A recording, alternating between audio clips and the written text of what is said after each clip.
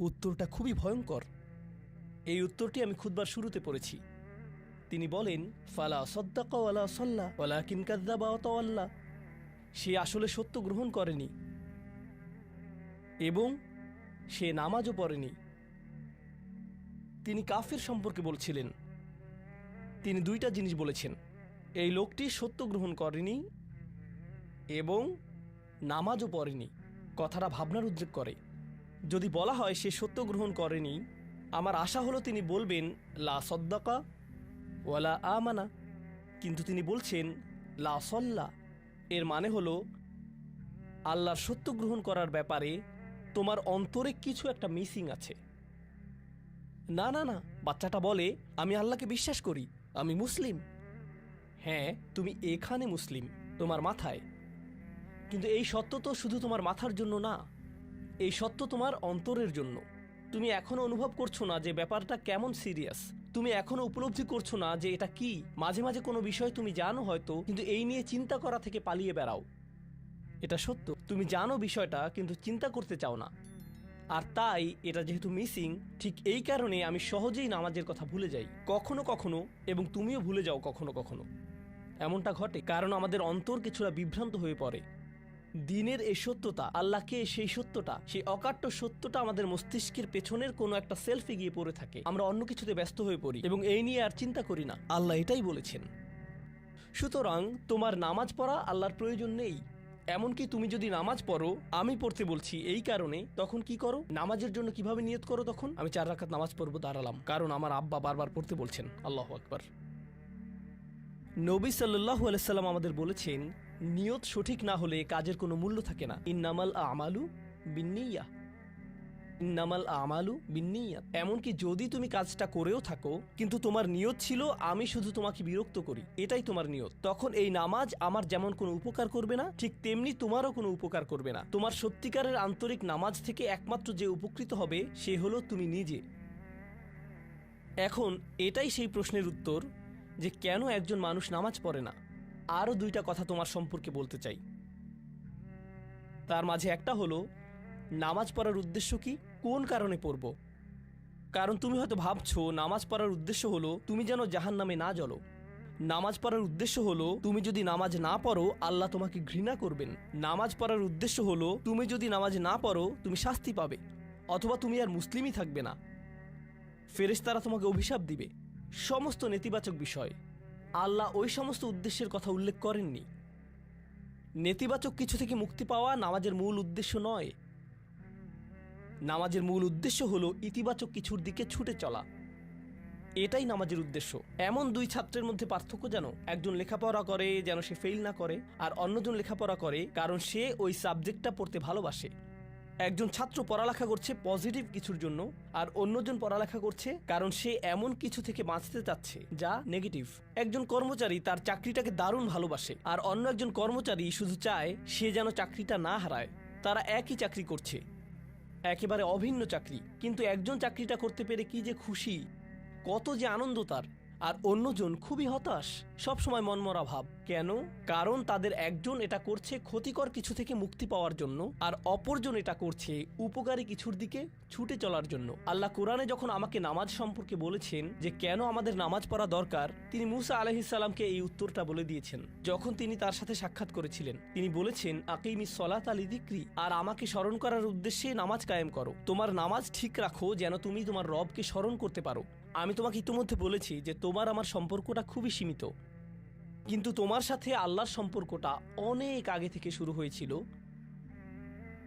আর তার সাথে তোমার এই সম্পর্কটা অনন্তকাল ধরে বলবৎ থাকবে। তাই সেই সম্পর্কটির কথা স্মরণে আনা আবশ্যক, কারণ ভালো যত কিছু তোমার কাছে আসে তা আসে ওই সম্পর্কটা থেকেই। সামান্য কিছু ভালো জিনিস তোমার বাবার কাছ থেকে আসে, কিছু কিছু ভালো জিনিস, কিন্তু সকল ভালো জিনিস যা তোমার কাছে আসে তা আসে একমাত্র ওই সম্পর্কটির কারণে। যদি তুমি চাও সকল উপকারী জিনিস তোমার জীবনে অবস্থান করুক, তখন তোমাকে অবশ্যই তার কথা স্মরণ করতে হবে যার নিকট থেকে সকল কল্যাণের আগমন ঘটে, যার নিকট থেকে সকল নেয়ামতের আগমন ঘটে, সকল রিজিকের আগমন ঘটে, সকল হেদায়েতের আগমন ঘটে। আর তাই আল্লাহ বলছেন সর্বোত্তম যে উপায়ে তুমি এটা করবে তা হলো নামাজের মাধ্যমে তুমি আমাকে স্মরণ করবে। এজন্যই তোমার নামাজ পড়া দরকার। আচ্ছা, পরিশেষে এজন্যই তোমার এটা করা উচিত, কিন্তু তুমি এটা করছো বলেই সঠিক নিয়ত সহকারে আল্লাহ বলছেন কেবল এখানেই শেষ নয়, এর কিছু উপকারিতাও আছে। কিছু ভালো জিনিস তোমার পথে আসবে যখন তুমি সত্যি সত্যি আল্লাহকে স্মরণ করবে। যখন তুমি আল্লাহকে স্মরণ করবে যেভাবে তিনি চান সেভাবে, আর যে উপায়ে তিনি চান তা হলো এই নামাজগুলোর মাধ্যমে। তুমি যদি এটা করতে পারো, আল্লাহ বলছেন ইন্না সলাতা তানহা আনিল ফাহশা ওয়াল মুনকার। এমনকি এই আয়াতেও ওয়ালা যিকরুল্লাহি আকবার, তিনি বলছেন নামাজের মধ্যে এই উপকারটি আছে যে এটা তোমাকে অশ্লীলতায় পড়ে যাওয়া থেকে রক্ষা করবে। কারণ অশ্লীলতা তোমার চারপাশে বিরাজমান, আর আমি প্রিয় পুত্র তোমাকে এটার সম্মুখীন হওয়া থেকে রক্ষা করতে পারবো না। অশ্লীলতা তোমার ফোনে, অশ্লীলতা তোমার স্কুলে, অশ্লীলতা তোমার বন্ধুদের মাঝে, অশ্লীলতা ঈদের অনুষ্ঠানে, যখন কোনো কর্নারে গিয়ে বন্ধুদের সাথে আড্ডা দাও, অশ্লীলতার উপস্থিতি তুমি সর্বত্র দেখতে পাবে। প্রতিবার যখনই তুমি অশ্লীলতার দিকে এগিয়ে যাবে তোমার অন্তর ক্ষতিগ্রস্ত হয়ে পড়বে। আর আল্লাহ বলছেন যদি তুমি এই নামাজগুলো আদায়ে যত্নবান হও, এগুলো তোমাকে অশ্লীলতার করাল গ্রাস থেকে রক্ষা করবে। একবার যদি তুমি অশ্লীলতায় ডুবে যাও, তখন তুমি হয়ে পড়বে যেমন তুমি যদি দূষিত বাতাসে নিঃশ্বাস নাও, প্রথম প্রথম তোমার কাশি আসবে, কিন্তু যদি এতে বেশিক্ষণ অবস্থান করো একসময় এতে তুমি অভ্যস্ত হয়ে পড়বে। অশ্লীলতাও ঠিক এরকম, এতে আকণ্ঠ নিমজ্জিত থাকলে একসময় এটাকে আর বড় অপরাধ বলে মনে হবে না, নিজেকে এর থেকে রক্ষা করার কোনো গরজ অনুভব করবে না আর, কারণ তোমার প্রতিরোধ ব্যবস্থা দূষিত হয়ে গেছে। এরপর তুমি এমনকি আরও বিষাক্ত আচরণের জন্য প্রস্তুত হয়ে যাবে, এমনকি আরও জঘন্য বিষয় ওয়াল মুনকার, এমনকি আরও ঘৃণ্য কাজও তোমার দ্বারা সম্পন্ন হয়ে যেতে পারে। অধপতনের অতল গহ্বরে হারিয়ে যাওয়া থেকে এই নামাজগুলো তোমাকে রক্ষা করবে। এই জন্যই তোমার নামাজ পড়া দরকার, এই সমস্ত কারণেই তোমার নামাজ পড়া প্রয়োজন। আমি বলেছি এই জন্য না, এই সমগ্র ভ্রমণের শেষে সিদ্ধান্তটা সম্পূর্ণরূপে তোমার। কারণ আল্লাহ হয়তো আগামীকালই আমাকে নিয়ে যেতে পারেন, আল্লাহ হয়তো আমাকে 1 বছরের মধ্যেই নিয়ে যেতে পারেন। তোমার এবং আমার মাঝে যে এই সম্পর্কটা বর্তমানে আছে, এমনকি যদি আমরা 100 বছরও বাঁচি, আমরা এর চেয়ে বেশি বাঁচতে পারবো না। একটা সময় আছে যখন এর সমাপ্তি ঘটবে, কিন্তু ওই সম্পর্কটি, তুমি যদি সত্যিই ওই সম্পর্কটি সম্মান করতে চাও, নামাজ পড়ো। তোমার প্রতি এটাই আমার উপদেশ। এখন আমি পিতামাতার উদ্দেশ্যে কথা বলবো। এটা হবে ছোট্ট একটা রিমাইন্ডার আমার জন্য এবং আমাদের সবার জন্য, আমাদের পিতামাতাদের জন্য। সন্তানাদি আল্লাহ প্রদত্ত একটা নিয়ামত, তাদেরকে এজন্য দেওয়া হয়নি যেন আমরা তাদের নিয়ন্ত্রণ করতে পারি। যত বেশি আমরা তাদেরকে নিয়ন্ত্রণ করতে চাইব, তত বেশি হতাশ হব সকল অবস্থাতেই। আমি দেখেছি এমনটা, বিশেষ করে যে পরিবারগুলো তাদের সন্তানদের দিনের সুরক্ষা করতে চায়, তারা যত বেশি সন্তানদের উপর জোর করে দিন চাপিয়ে দিতে চায়, তত বেশি ওই ছেলেমেয়েগুলো অদ্ভুত সব উপায়ে বিদ্রোহ প্রকাশ করে। কারণ যে বিষয়টা আল্লাহ চান আপনি তাদেরকে প্রদান করুন, আপনার ছেলে মেয়েদের কাছে আপনার যে সুযোগ আছে সেটা তাদেরকে আপনার আদেশ নিষেধ মানতে বাধ্য করার জন্য নয়। সুযোগটা এই জন্য দেয়া হয়েছে যেন আপনি তাদেরকে এমন সব বিষয়ে চিন্তা করাতে পারেন যা শুধু আপনার পক্ষেই চিন্তা করানো সম্ভব, তাদেরকে এমন সব বিষয়ে পছন্দ করাতে পারেন যা শুধু আপনার পক্ষেই পছন্দ করানো সম্ভব। আপনার বাচ্চাটা বাস্কেটবল পছন্দ করে কারণ সে আপনাকে বাস্কেটবল খেলতে দেখেছে, সে প্লে স্টেশন পছন্দ করে কারণ সে তার বাবাকে প্লে স্টেশনে খেলতে দেখেছে। এভাবে আপনি বাচ্চাটার অন্তরে কোনো কিছুর জন্য ভালোবাসা তৈরি করে দিতে পারেন, কারণ আপনি যেরকম, আপনার পক্ষে এটা করা সম্ভব। আর যখন বাচ্চাদেরকে বলতে থাকেন তোমার হোমওয়ার্ক করো, তোমার হোমওয়ার্ক করো, আপনার সন্তানের বয়স যখন 40 হবে সে তখন বলবে না আমি হোমওয়ার্ক ভালোবাসি, কিন্তু 40 বছর বয়সেও সে বলবে আমি বাস্কেটবল ভালোবাসি, আমার বাবা সবসময় বাস্কেটবল খেলতেন। আপনি যা ভালোবাসেন তা ট্রান্সফার হয়ে তার কাছে চলে যায়, আর যা করতে বলেন তা প্রত্যাখ্যাত হয়ে যায়। এমনটি আপনার ক্ষেত্রেও ঘটেছিল। আপনার ছেলে মেয়েদের কথা ভুলে যান, আপনার নিজের বাস্তবতাও এটাই।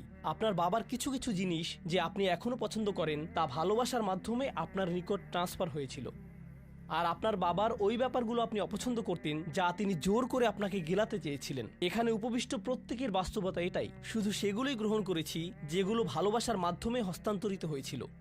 ঠিক এই ইশারাটাই আমাদের পিতামাতাদেরকে দেয়া হয়েছে সূরাতুল ইসরার এই আয়াতে, রব্বির হামহুমা কামা রব্বায়ানি সগীরা। রব্বায়ানি মানে যখন তারবিয়া ব্যবহার করা হয় একটি চারাগাছ বড় করার জন্য, আপনাকে চারাগাছটির যত্ন নিতে হবে, এর সযত্নে প্রতিপালন করতে হবে। গাছটির প্রতি চিৎকার চেঁচামেচি করলে তো হবে না, তাড়াতাড়ি বড় হও, তাড়াতাড়ি লম্বা হও। আপনার একে সময় প্রদান করতে হবে। অনেক সময় পোকামাকড় এসে এর পাতাগুলো খেয়ে ফেলতে চাইবে, আপনাকে তখন পোকামাকড় সরিয়ে দিতে হবে। কখনো কখনো একটু কঠোর আচরণ করতে হবে, শুধু অতটুকুই যেন পোকামাকড়গুলো দূর হয়ে যায়। এরপর আবারও এতে পানি দিতে হবে। আমাদের বাচ্চাদের সাথে আমাদের উদাহরণটা ঠিক এমনই। ঠিক এ কারণেই আমরা আমাদের মাতা পিতার জন্য এই দোয়াটা করি। আমি দোয়া করছি আল্লাহ যেন আমাদের সন্তানদেরকে হেদায়েত দান করেন, যা শুধু তার পক্ষেই দেওয়া সম্ভব। দোয়া করছি আল্লাহ তাদের অন্তরে ইস্তিকামা প্রদান করুন, যেন তারা তাদের জীবনে সঠিক সিদ্ধান্ত নিতে পারে।